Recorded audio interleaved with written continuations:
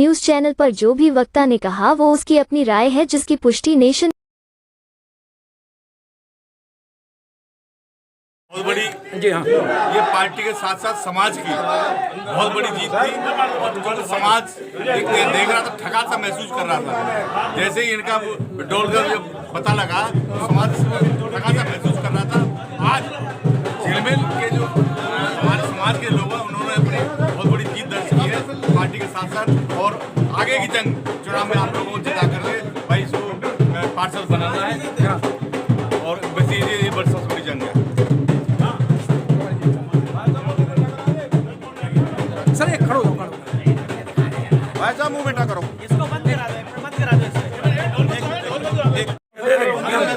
अरे हम लोग दिल्ली प्रदेश प्रभारी जी भी हमारे बीच में जुड़ चुके हैं, डॉक्टर अशोक सिद्धार्थ जी। सर कैसा महसूस कर रहे हैं? ये भारत की राजधानी के अंदर गांव देहात देखा जाए और राज्य देखे जाए तो वहाँ किडनैपिंग हो सकती है, लेकिन यहाँ राजधानी के अंदर कैंडिडेट को किडनैप किया जाता है, तो कैसा महसूस कर रहे हैं इस समय आप?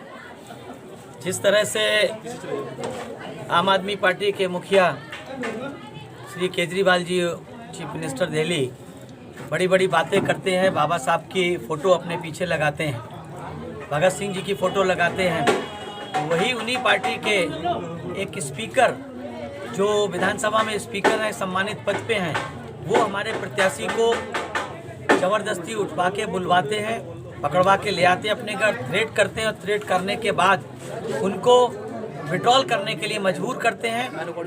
और जब उनको 4 घंटे के थ्रेट के बाद एहसास होता है और फिर बाद में जाकर के वो उनके खिलाफ लिखाते हैं, FIR लिखाने का काम करते हैं। पुलिस भी उनकी FIR लिखने का काम नहीं करती है।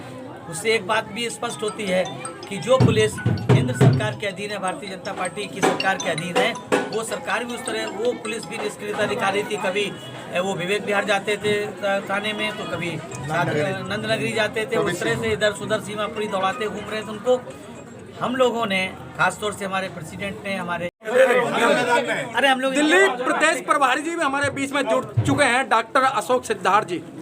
सर कैसा महसूस कर रहे हैं? ये भारत की राजधानी के अंदर गांव देहात देखा जाए और राज्य देखे जाए तो वहाँ किडनैपिंग हो सकती है, लेकिन यहाँ राजधानी के अंदर कैंडिडेट को किडनैप किया जाता है, तो कैसा महसूस कर रहे हैं इस समय आप?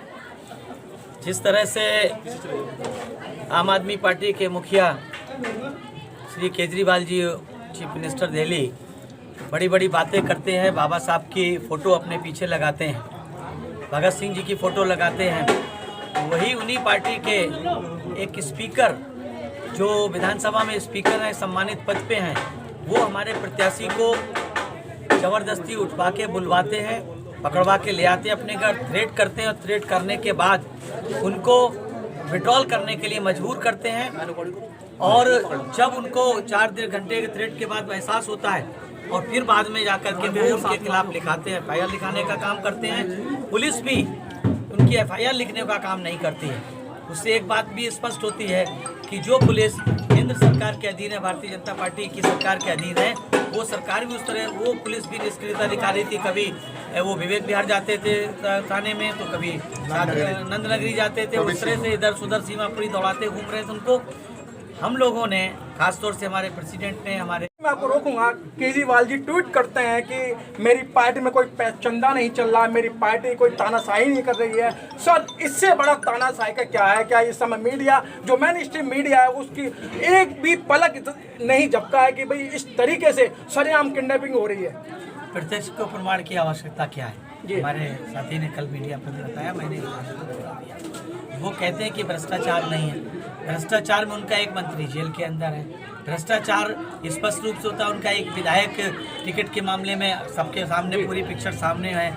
और सबसे बड़ा जो वो दलित हितैषी होने की बात करते हैं, बाबा साहब के अनुयायी, बाबा साहब की फोटो लगाने की बात करते हैं, वो बाबा साहब के संविधान की धज्जियां उड़ाने का काम करते हैं। बाबा साहब ने सबको चुनाव लड़ने का अधिकार दिया है। सामान्य सीट पे SC का समाज का चुनाव लड़ सकता है, वो कहते नहीं, सामान्य पे नहीं लड़ने देंगे हम आपको। तो इससे ज़्यादा उनकी कथनी करनी मंत्र क्या हो सकता है? इस बार की MCD की जनता अरविंद केजरीवाल जी की पार्टी आम आदमी पार्टी, और उनको इस बात का सबक सिखाने का काम करेगी। और खास तौर से बहुजन समाज के लोग जिन्होंने बड़े पैमाने पर इनको सपोर्ट करने का काम किया भारतीय जनता पार्टी और कांग्रेस के मुकाबले, इस बार वो इस बात का एहसास करके कि किस तरह से इन्होंने समाज के हमारे मंत्री के साथ भी धोखा किया, उसको भी था। जो बाबा साहब की बात करते हैं, बाबा साहब की 22 प्रतिज्ञाओं से गुरेज करते हैं। वो बाबा साहब की बात करते हैं, लेकिन बाबा साहब का नाम नोट पे आना चाहिए उसकी बात नहीं करते हैं। लक्ष्मी गणेश की बात करते हैं। सब लोग जानते हैं, दुनिया जानती है इस बात को, भारत के संविधान को बनाने में सबसे ज्यादा संघर्ष और सबसे ज्यादा मेहनत करने का काम हमारे मसीहा बाबा साहब ने किया। सब लोग जानते हैं इस देश में आरबीआई की स्थापना में सबसे बड़ी भूमिका निभाने का काम हमारे मसीहा बाबा साहब डॉक्टर भीमराव अम्बेडकर ने।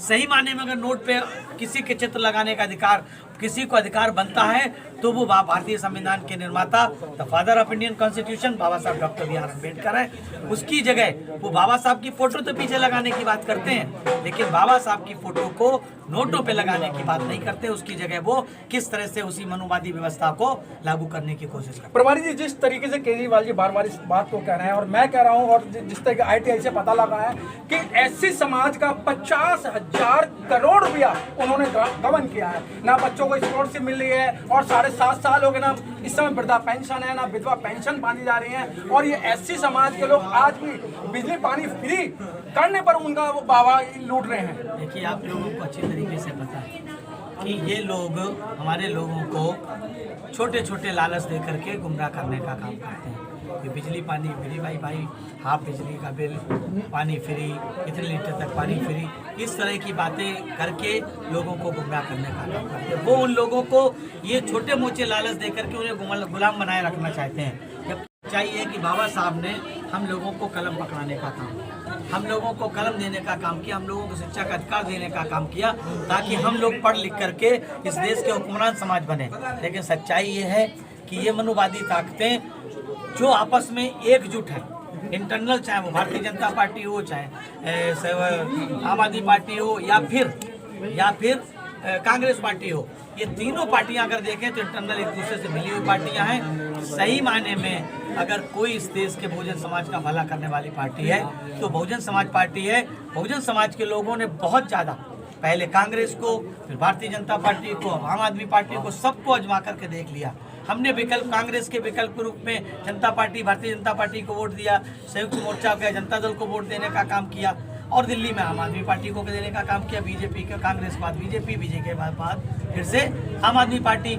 अब सही मायने में उन्होंने अपनी पार्टी को कभी विकल्प रूप में देखने का काम नहीं किया, जो बाबा साहब के सपनों के भारत को कामयाब बनाना चाहती, जो बाबा साहब के सपने को भारत को रखना चाहती। इसलिए मैं आपके चैनल के माध्यम से ये बात जरूर कहना चाहूँगा कि दिल्ली के MCD के लोग, जो खासतौर से रहने वाले लोग, खासतौर से बहुजन समाज के लोग, अब की बार अपना वोट केवल और केवल बहुजन समाज पार्टी के प्रत्याशियों को हाथी के सामने वाला बटन दबा करके देने का काम करें। इसी के साथ मैं अपनी बात आपको चाहिए कि बाबा साहब ने हम लोगों को कलम पकड़ाने का काम, हम लोगों को कलम देने का काम किया, हम लोगों को शिक्षा का अधिकार देने का काम किया, ताकि हम लोग पढ़ लिख करके इस देश के हुक्मरान समाज बने।